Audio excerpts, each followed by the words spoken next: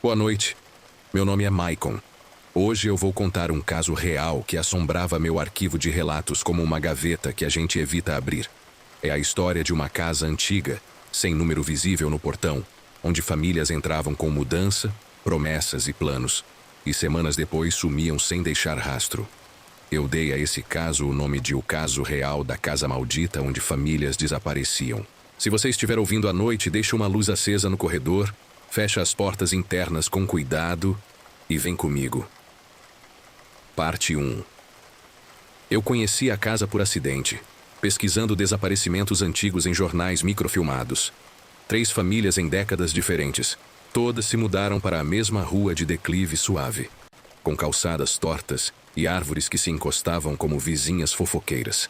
A casa aparecia de relance nas fotos das imobiliárias. Telhado baixo de barro, varanda estreita com piso de ladrilho hidráulico, 2 janelas frontais mal alinhadas e um portão de ferro que parecia ter sido feito para alguém maior do que a cidade.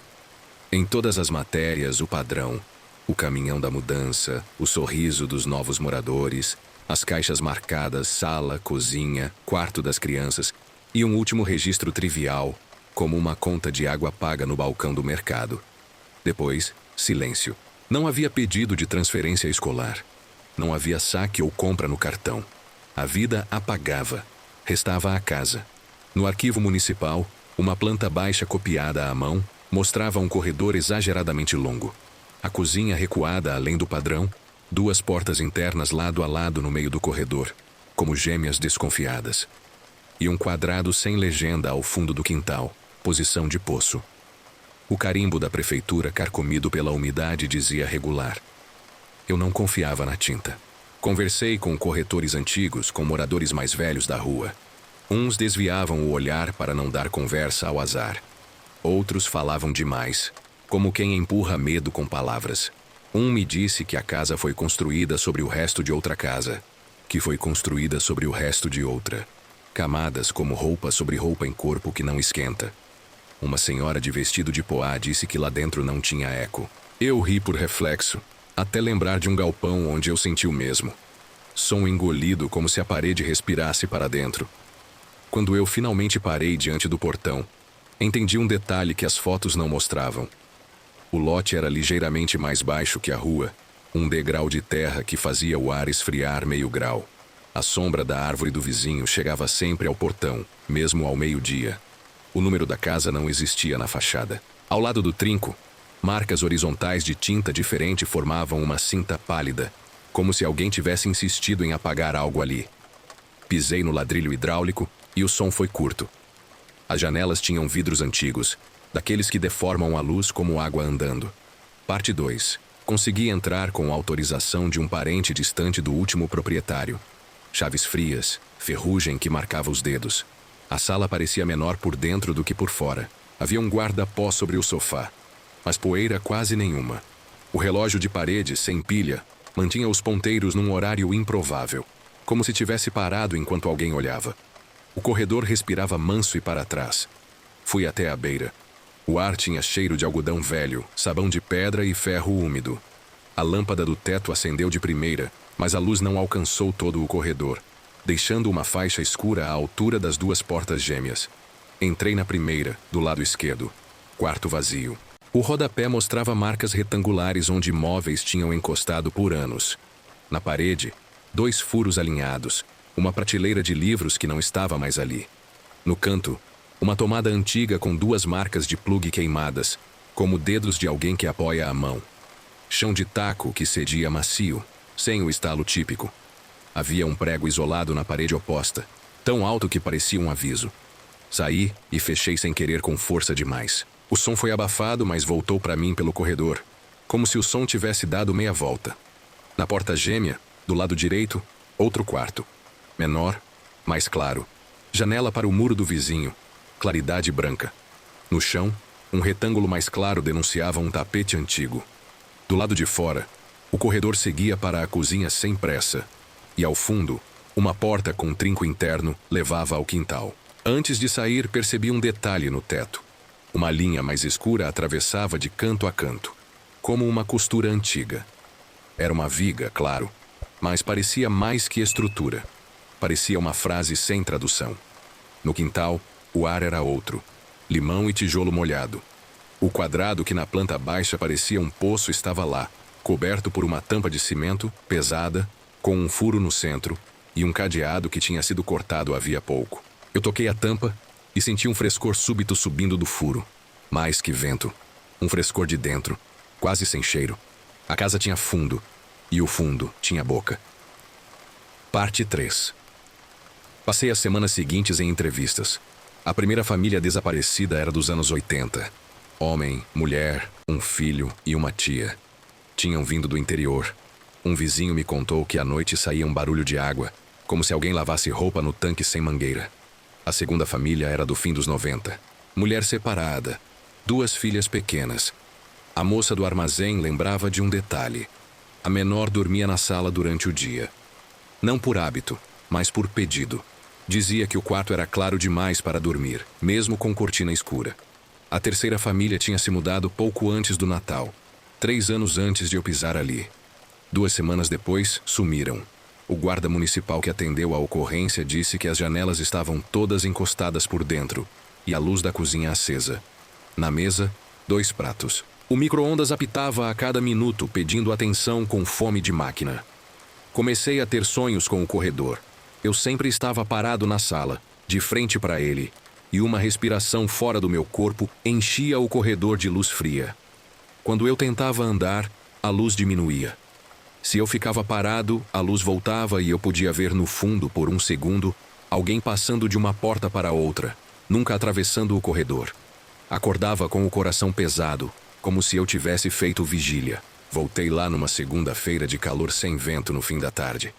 Levei um gravador pequeno e um rádio de pilha antigo, que eu carrego por mania. Deixei ambos ligados na sala sobre a mesa e fui medir o corredor a passos. Contando, eram 26. Medindo, eram menos. Anotei. A sombra das portas gêmeas fazia um T no chão. No quarto da esquerda, o ar parecia meio estacionado, como se ninguém abrisse a janela há anos, mesmo sem cheiro ruim. Na parede, acima da altura dos olhos, alguém tinha riscado um risco curto com objeto duro, quase imperceptível. No quarto da direita, as paredes tinham a pintura levemente mais nova, com manchas mais claras, como se alguém tentasse cobrir o que não era para ser lembrado. Bati levemente com os nós dos dedos nas paredes. O som devolvido variou, mas eu não quis entender. Na cozinha, abri a torneira. A água veio com força. No ralo, barulho de tubulação antiga. Passei a mão pelo azulejo e senti uma película levemente pegajosa que não era gordura. Um resto de algo como água com sabão várias vezes usada. Fiz uma anotação que soou boba. A casa insiste em limpeza sem deixar limpa. Quando fechei a torneira, o som de água demorou para terminar, como se tivesse outro caminho. Meu rádio de pilha chiou e captou uma estação distante que tocava uma valsa antiga. O volume subiu sozinho, ou meu ouvido quis assim. No quintal, decidi mover a tampa do poço com uma alavanca que o próprio quintal ofereceu. A tampa não estava selada. 2 toques firmes para o lado e ela cedeu alguns centímetros. Um sopro frio subiu de uma vez, sem cheiro de mofo. Cheiro de nada, que é um cheiro difícil. Apontei a lanterna no furo central e vi um círculo de luz descendo pela parede de tijolo. Não parecia fundo.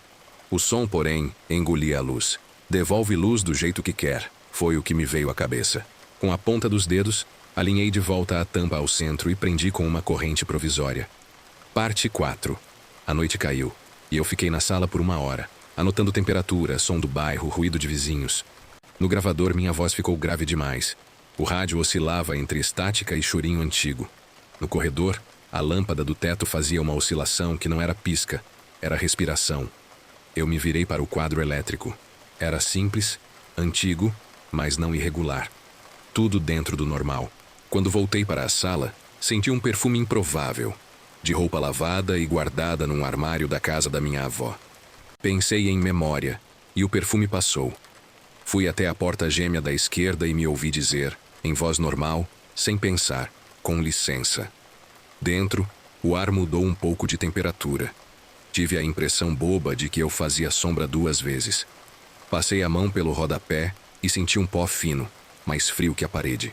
Na parede acima, a 2 palmos da altura dos olhos, Marquei com lápis um ponto no reboco, um reflexo de marca antiga. Fiz um desenho de cruz. Saí e fechei devagar. Entrei no quarto da direita e a claridade do muro do vizinho me cegou por um segundo. Nenhuma mosca, nenhum caminho de formiga, nenhum sinal pequenino de vida que costuma habitar lugar parado. Essa ausência pesa em história de casa. Saí, deixei as duas portas entreabertas, sentei na sala e deixei o corredor me olhar. Foi quando vi. Não foi sombra, nem vulto.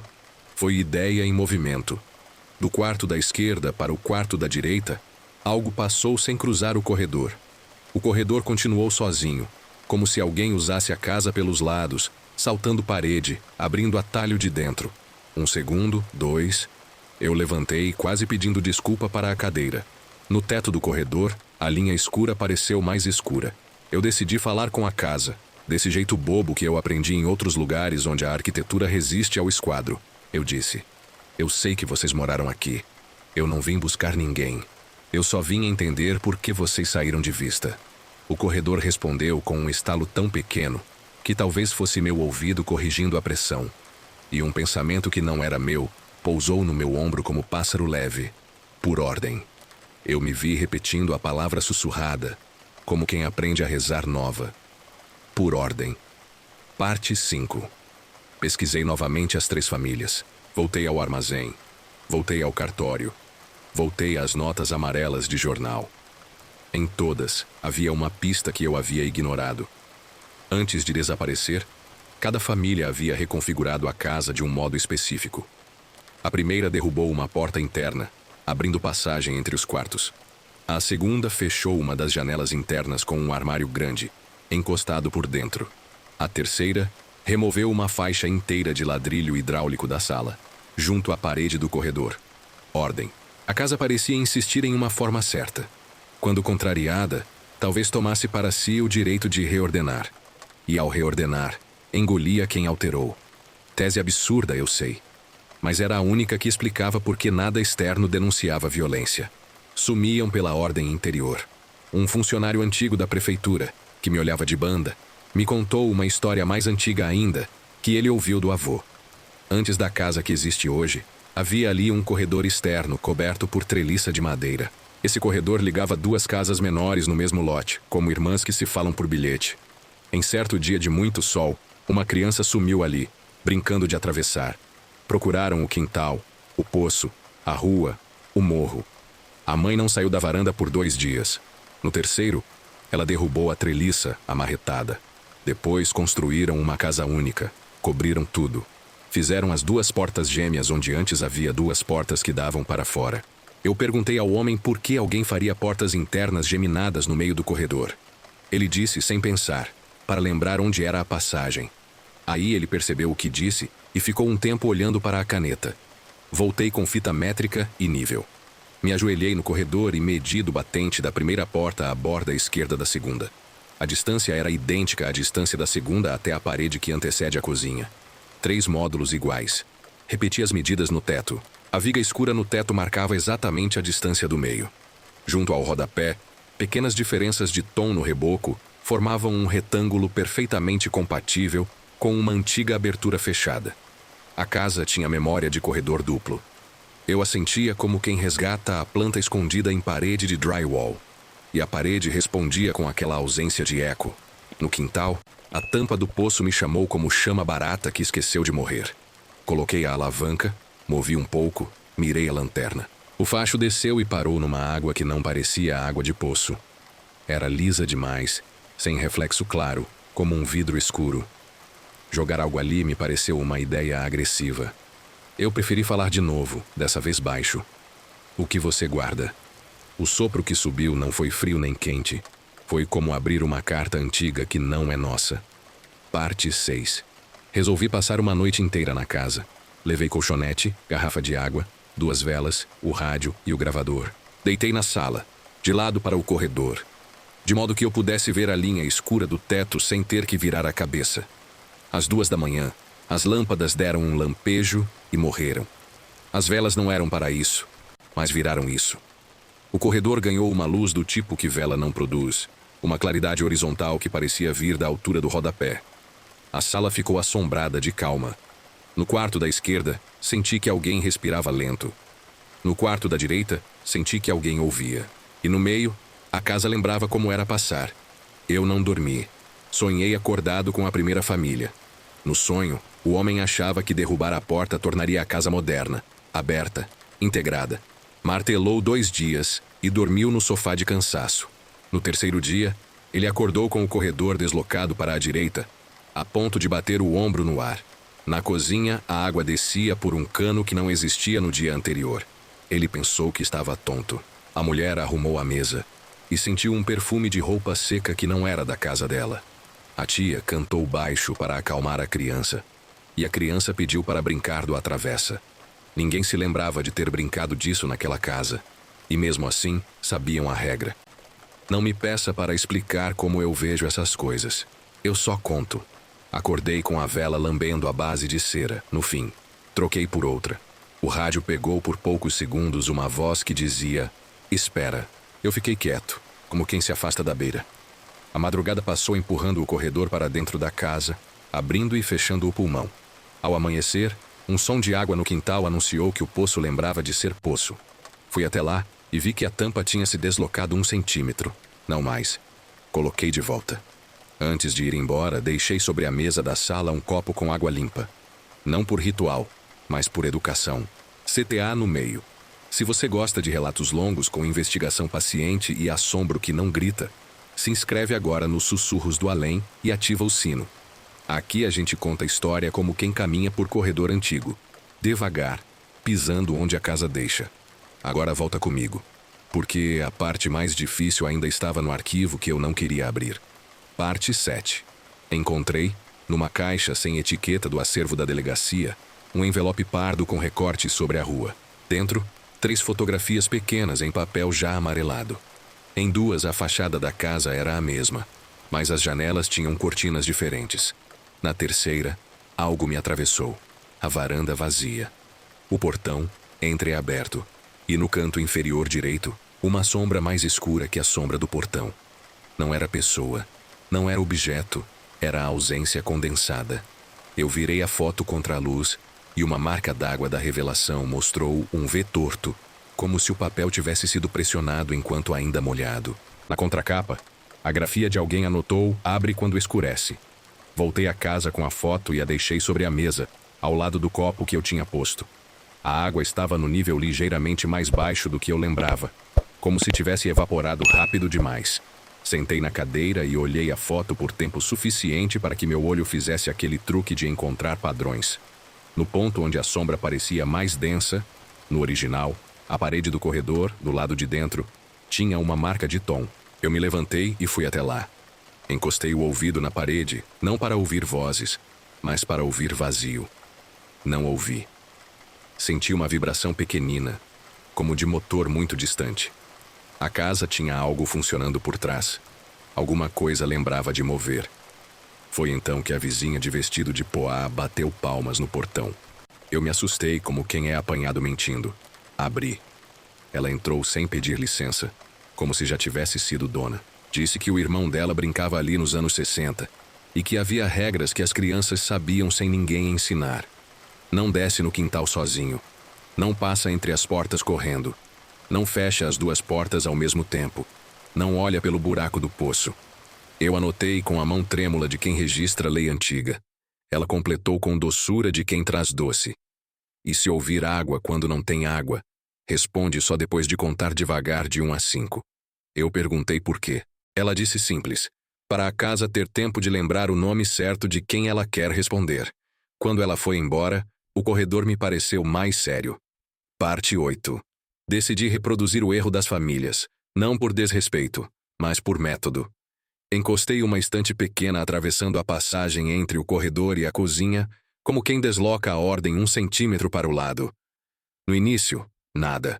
O fim da tarde chegou com o som de uma colher batendo num copo, metálico, ritmado, vindo de algum lugar onde ninguém estava. No corredor, a lâmpada pulsou na respiração nova. O rádio pegou uma música que minha mãe ouvia quando eu era criança. Fui à cozinha. A torneira estava pingando, eu tinha fechado bem. Girei e travei.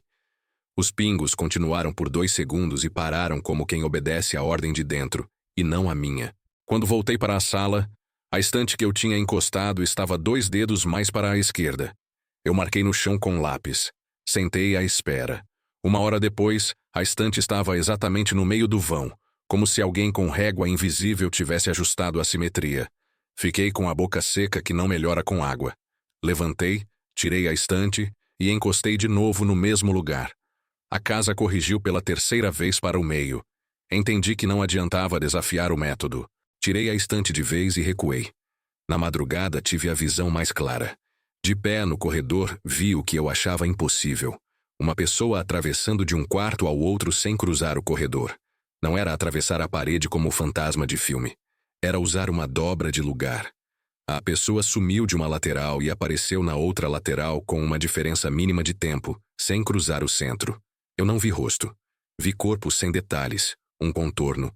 A sensação não foi de ameaça. Foi de que alguém fez o que sempre fez, e eu que estava invadindo o trajeto antigo. Sentei e pedi desculpa em voz alta para o corredor, o que é um gesto ridículo e correto. Parte 9. Antes de encerrar a investigação, eu precisava lidar com o poço. Levei uma cordinha, um peso pequeno e um chaveiro com um chocalho. Abri a tampa ao mínimo e baixei a cordinha. Em 1 metro, toquei líquido. Em 2 metros, encontrei resistência. Em 3 metros, o chocalho fez um som diferente, como se tocasse metal sob água. Subi com cuidado e a ponta do chaveiro veio limpa, sem lodo. É incomum. Joguei 2 gotas de anilina azul na ponta da corda e baixei até tocar a água. Subi rápido. A anilina desapareceu com uma velocidade impossível, como se a água fosse uma pele que absorve cor. Fechei o poço com um nó que eu não uso nunca. Um nó que aprendi com um marinheiro que não mora mais aqui.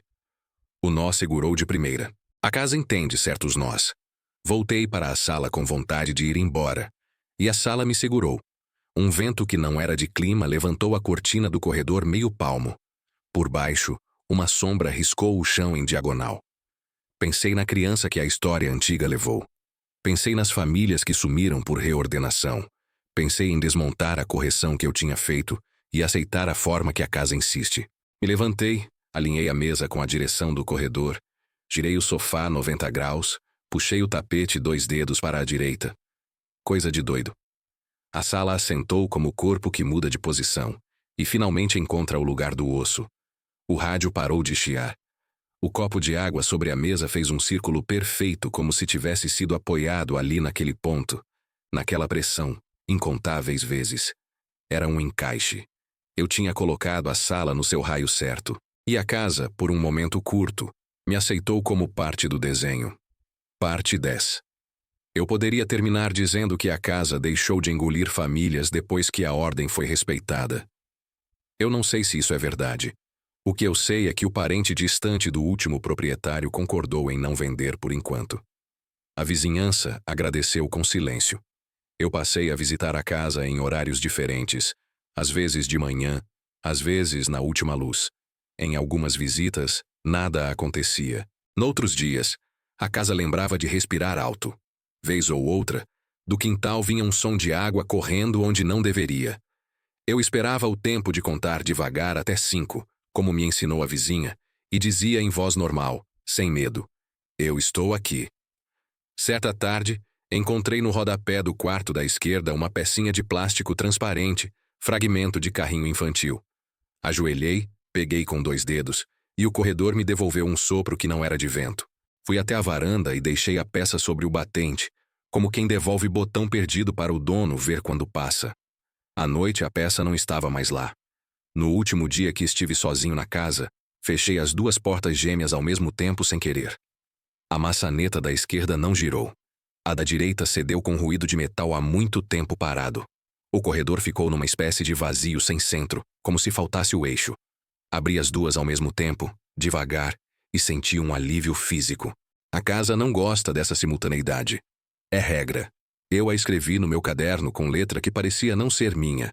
Nesta casa, portas irmãs se abrem em conversa, não em coro.